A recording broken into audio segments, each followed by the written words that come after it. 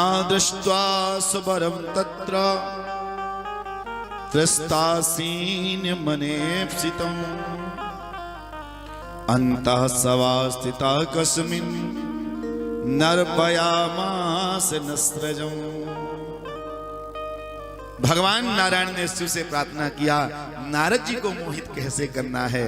भगवान शिव ने नारायण को शक्ति प्रदान की और जब नारद जी ने कहा प्रभु आप वह काम करो जिससे मेरा ब्याह हो जाए, लेकिन चलते चलते नारद जी ने कहा प्रभु जिस विधि से मेरा हित हो आप वही काम करो। जिसन होए नाथ हित मोरा करहु सुबेग दास मैं तोरा। मैं आपका दास हूं, आप वही करो जिसमें मेरा हित हो। भगवान नारायण ने कहा नारद जी आप अब निश्चिंत होकर जाओ, अब आपने मेरे मतलब की बात कही। नारद जी मैं आपका केवल हित नहीं करूंगा, मैं आपका परम हित करके छोड़ूंगा। जिसमें आपका परम हित होगा मैं आपके साथ वही कार्य करूंगा। अब आप निश्चिंत होकर जाओ। अब आपने बिल्कुल सही कहा। अभी तक तो भगवान असमंजस में पड़े थे, रूप मांग रहे हैं, मैं कैसे दे दूं अपना रूप, कैसे दूं। भाई धोखा करके आज तो शादी कर लोगे, पर फिर कल क्या होगा जब असलियत सामने आएगी, तो मेरा चेला तो बाद में और ज्यादा परेशान रहेगा। तो इसलिए भगवान संकोच कर रहे थे। लेकिन जब नारद जी ने कहा जिस प्रकार से मेरा हित हो आप वह करो, भगवान बड़े प्रसन्न हुए। नारद जी जाओ, मैं आपका परम हित करने वाला हूं। एवं मुक्तो मुनिर्दृष्ट स्वरूपम प्राप्य वैहरे मेने कृतार्थमात्मानं तदत्नं चाबुबोधशः। अब तो नारद जी जैसे चल दिए। नारद जी ने सोचा अब तो मुझे भगवान ने अपना रूप दे दिया। नारद जी बड़े खुश हैं। अब भगवान ने नारद जी को बंदर का रूप दे दिया। अब बंदर से कोई काज करेगा, शादी करेगा? बंदर से दूर से देखकर भाग देते। हमारे वृंदावन में जाओ फिर देखो बंदरों का चमत्कार। पहले तो चश्मा लगाते थे, आजकल मोबाइल से बात करते हैं। बोलो राधे राधे।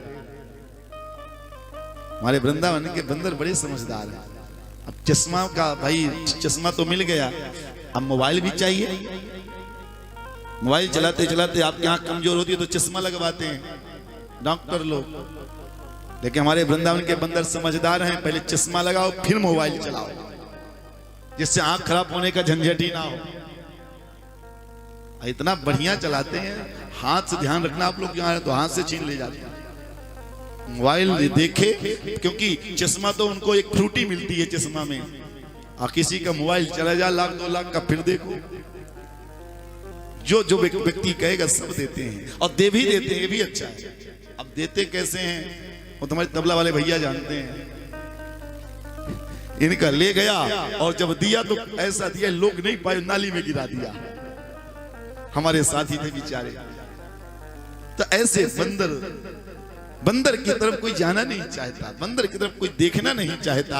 और भगवान कहते हैं जो मेरा भक्त होता है उसकी तरफ माया कभी नहीं देख सकती है। मैं जो श्रीमती लक्ष्मी है वो माया है, माया मेरे भक्त की तरफ कैसे देखेगी। इसलिए भगवान ने नारद जी को बंदर बना दिया, जिसके कोई देखे ना मेरे भक्त की तरफ।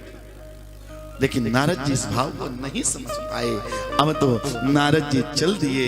वानरस्यं विष्णुतनुं मुनिं दृष्ट्वा चुकोपसा दृष्टिं निवारिच्य ततः प्रस्थितः प्रीत मानसा। नारद जी ने बंदर का रूप पाकर नारद जी को लगा मैं तो नारायण का रूप हूं। भगवान शिव ने उसी समय तो अपने गणों को भेजा, जाओ समय समय पर नारद जी को उत्साह देते रहो। अब तो नारद जी के एक इधर बैठ गए। नारद जी पंक्ति के सबसे आगे रहूंगा, कन्या सबसे पहले मुझे देखेगी, माला पहना देगी और पीछे बैठूंगा, नजर ना पड़े मेरे पहले कोई और पसंद आ गया तो हो लिया का। इसलिए सबसे पहले लाइन में सबसे आगे नारद जी। भगवान शिव ने कहा जाओ ब्राह्मण बनकर जाओ, बैठ जाओ अगल बगल। अब एक इधर नारद जी के। वाह अब दोनों आपस में, अब एक इधर बैठा है, एक इधर बैठा है, अब बीच में नारद जी बैठे हैं। अब कोई बात करेगा तो कैसे करेगा? पास में थोड़ा कान करेगा, इधर वाला मुंह पास में करेगा तब तो करेगा। अब इधर वाला जो शिव भक्त है, सेवक है, वही इधर वाले से कहे देखो जी, हम लोग तो बिना मतलब के आए हैं, क्यों जी हमारा ब्याह होगा? बोले हमें तो नहीं लगता। ये जो अपने बीच में बैठे हैं ना, बोल धीरे रहे, लेकिन इतना धीरे बोलेंगे उनको सुनाई दे नारद जी को। हमारे बीच में जो बैठे हैं ना, इनसे जैसा सुंदर तो दुनिया में कोई नहीं है, ब्याह तो पक्का ही इनका होने वाला है। हमारी तरफ तो कन्या देखे भी नहीं। अब नारद जी थोड़ा और चौड़े हो गए, इन्हें बात कर रहे नहीं मैं सुंदर हूं। अब नारद जी थोड़ा और सीना चौड़ा कर, क्यों जी आप लोग क्या बात कर रहे हो? कोई बुराई करे तो हम लोग दूर भग जाते हैं, और अच्छाई कोई बड़ाई करे तो और मजा आता सुनने में, और पूछते हैं नारद जी आप लोग क्या चर्चा कर रहे हैं? बोले कुछ नहीं, बस यही कह रहे हैं महाराज की आप जैसा सुंदर तो दुनिया में कोई नहीं है। नारद जी ने कहा तुम्हें नहीं पता है, सुंदरता कोई ऐसे जगह से नहीं मिली है, उसके पास से सुंदरता मिली जो दुनिया में उससे बड़ा कोई सुंदर नहीं है। शिवगणों ने कहा मैं भी यही सोच रहा था, ऐसी सुंदरता और कहीं मिल ही नहीं सकती आप जैसी। विश्व सुंदर ही आपको ऐसी सुंदरता दे सकता है। हाँ महाराज कहना ही क्या। अब नारद जी को पक्का विश्वास होगा कि मेरा ही ब्याह होने वाला है।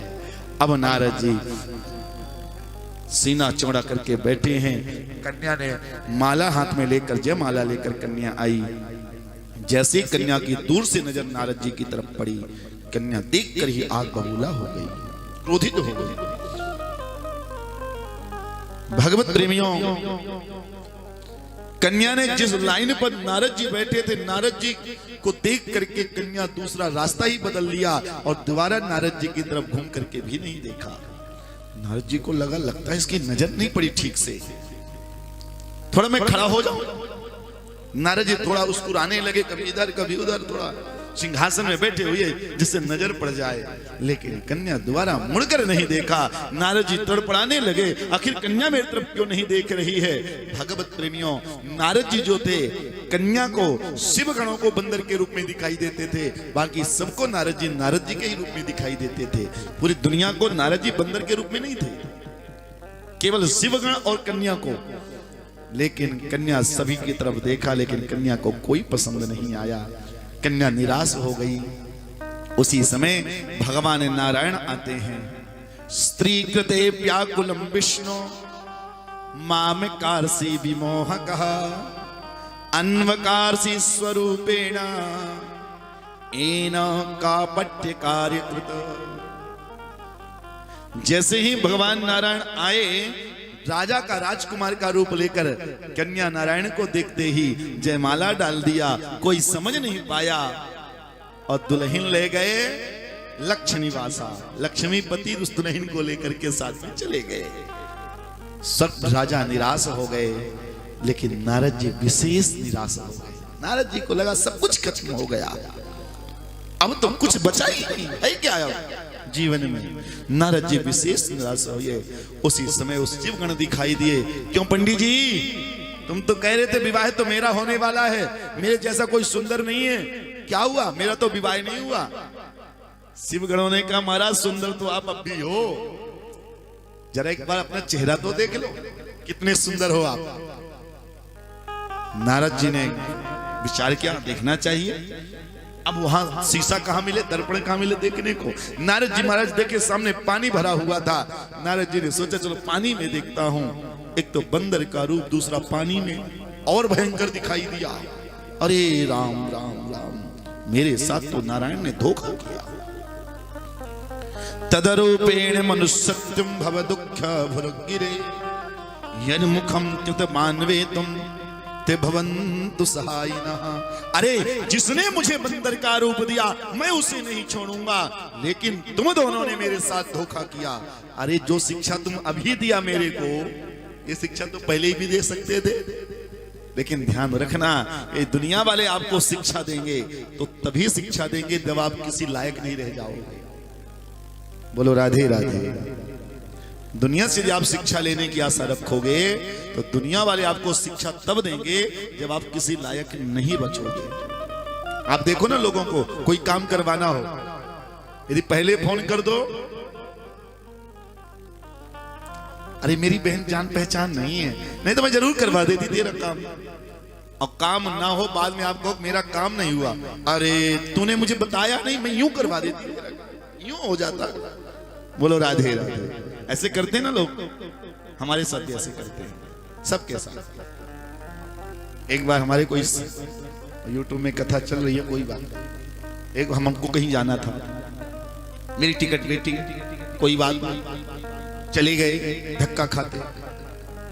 बाद में हमारे एक सांसद जी हैं, शिष्य हैं, उन्होंने कहा महाराज आप मुझे बताए होते, हम यूं आपकी टिकट करा देते, वीआईपी कोटा से। हमने कहा चलो भगवान न करे कभी मौका है, पर देखिए किस्मत 15-20 दिन पर मुझे अचानक कहीं जाना पड़ा। एक दिन पहले तत्काल कोटा खत्म, सारे कोटा खत्म। हमने शाम को फोन लगाया, कल मुझे जाना है, मुझे टिकट चाहिए। हाँ महाराज जी मिल जाएगी। थोड़ी देर बाद फोन किया, घंटे दो, महाराज 1 घंटा लेट हो गए आप, 1 घंटा पहले करते तो हो जाता, संसद कोटा भी भर गया। बोलो राधे राधे। जब नहीं कहा तब बताए नहीं, जब बताया तब मिला नहीं। तो ये संसार का क्रम है। नारद जी ने कहा तुम दोनों ने मुझे पहले ये शिक्षा नहीं दी, जाओ मैं तुम दोनों को श्राप देता हूं, तुम दोनों राक्षस बन जाओ। एक राक्षस का व्यवहार किया तुमने, 1 जन्म नहीं 3 जन्मों तक तुम राक्षस बनोगे, तुम्हें कोई नहीं बचा सकता।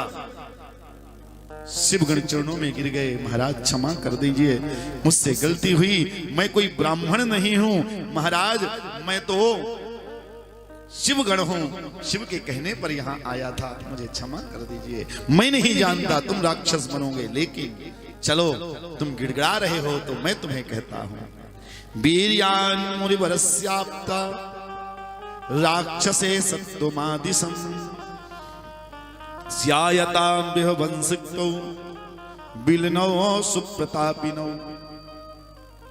राक्षस तो बनोगे लेकिन ब्राह्मण के घर में जन्म लोगे, और ब्राह्मण के घर में जन्म लेने के बाद तुम शिव भक्ति करते रहोगे और तुम राक्षस का रूप धारण करोगे। तुम्हारा नाम रावण और कुंभकर्ण पड़ेगा। तुम अत्याचार करोगे लेकिन शिव भक्ति तुम कभी नहीं छोड़ोगे। अंतिम में तुम वापस शिवलोक चले जाओगे। दूसरे अवतार में तुम दोनों पुनः जन्म लोगे धरती पर, जो तुम दोनों का नाम हिरण्याक्ष हिरण्यकश्यप पड़ेगा।